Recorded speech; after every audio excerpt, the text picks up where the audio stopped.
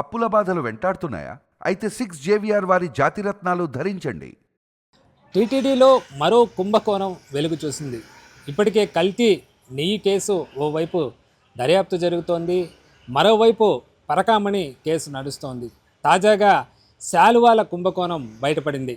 2014 నుంచి 2025 వరకు కూడా నాణ్యత లేని శాలువాలతో దాదాపు 54 కోట్ల మేర టీటీడీ ధనం దుర్వినియోగం అయినట్లుగా తాజాగా వాస్తవాలు వెలుగు చూస్తున్నాయి. ఈ మేరకు విజిలెన్స్ ఎంక్వైరీ ఇప్పటికే టీటీడీ కోరడంతో ఆ మేరకు దర్యాప్తు కూడా ఇవ్వడం జరిగింది. నగిరికి సంబంధించి కూడా విఆర్ఎస్ అనే ఒక సంస్థ దీనికి సంబంధించి టెండర్ అప్పట్లో దక్కించుకుంది.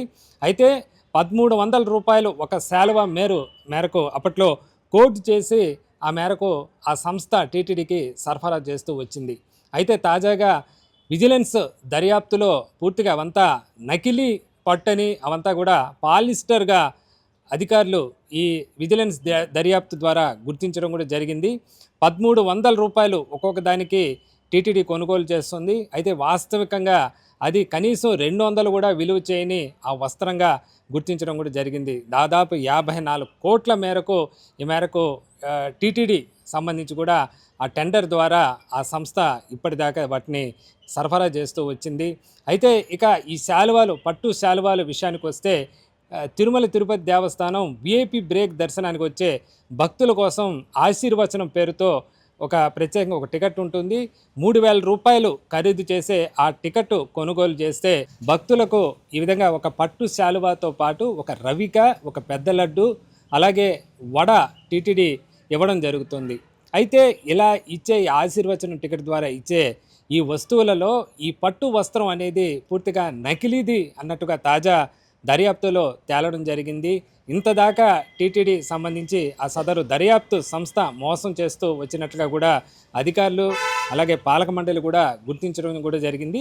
అయితే దీని వెనుక కేవలం సంస్థ ప్రమేయం ఉందా, అలాగే టీటీడీ ఉద్యోగుల మార్కెటింగ్ సంబంధించి కానీ, ప్రొక్యూర్మెంట్ సంబంధించి కానీ సంబంధిత అధికారుల ప్రమేయం ఉందా అనేది రాబోయే విచారణలో తేలే అవకాశం ఉంది. ఎందుకంటే ఇప్పటికే నకిలీ నెయ్యికి సంబంధించి కూడా టీటీడీ ఉద్యోగుల్ని 9 మంది పైన కేసులు నమోదు చేశారు. అందులో ఒక అధికారిని అరెస్టు చేసి ప్రస్తుతం కస్టడీ తీసుకొని సిట్టు విచారిస్తోంది. ప్రస్తుతం ఆ కేసులు నడుస్తున్న నేపథ్యంలో మరో కుంభకోణం వెలుగు చూడటం భక్తుల మనోభావాలకు ఇబ్బందికరంగా మారిందని చెప్పుకోవచ్చు.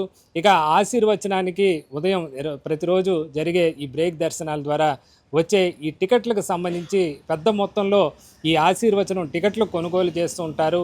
విఐపీల మొదలు ఇతర భక్తులు కూడా ఆశీర్వచనం కొనుగోలు చేసి తద్వారా పట్టు వస్త్రాలు స్వామివారి ఆలయంలోని రంగనాయకుల మండపంలో దర్శనం అనంతరం ఏదైతే పండితులు ఆశీర్వచనాలు అందజేసిన తర్వాత అక్కడున్న అధికారులు ఈ పట్టు వస్త్రం కప్పి స్వామివారి ప్రసాదాలు అందజేస్తారు. అలా ఎంతో పవిత్రంగా భావించే ఈ పట్టు వస్త్రంలో కూడా ఈ విధంగా కుంభకోణం వెలుగు చూడటం మాత్రం విచారించగల అంశమని కూడా చెప్పుకోవచ్చు. ఈ పట్టు వస్త్రాల కుంభకోణం పైన పూర్తి స్థాయిలో దర్యాప్తు జరగాలని టీటీడీ చైర్మన్ బిఆర్ నాయుడు ఇప్పటికే రాష్ట్ర ఏసీబీని కోరినట్లుగా కూడా తెలుస్తుంది. ఆ మేరకు విజిలెన్స్ ఇచ్చిన ప్రాథమిక దర్యాప్తు మేరకు ఏసీబీ చేసే విచారణలో ఎలాంటి వాస్తవాలు వెలుగు చూస్తాయి, దీనిపైన ఎవరెవరి ప్రమేయం ఉంది, ఆ సదరు సంస్థ వెనుక ఎంత పెద్ద మొత్తంలో లంచాలు భాగోతం నడిచింది, ఇవన్నీ కూడా తేలే అవకాశం ఉంది. మొత్తం మీద టీటీడీలో వరుస కుంభకోణాలు వెలుగు చూడటం భక్తుల మనోభావాలకు ఇబ్బందికరంగా మారిందని చెప్పొచ్చు.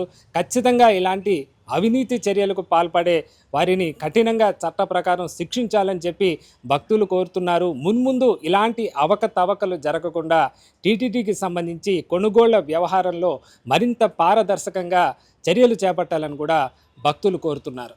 తిరుపతి నుంచి కెమెరామ్యాన్ జయప్రకాష్తో వర్మ, మనం టీవీ.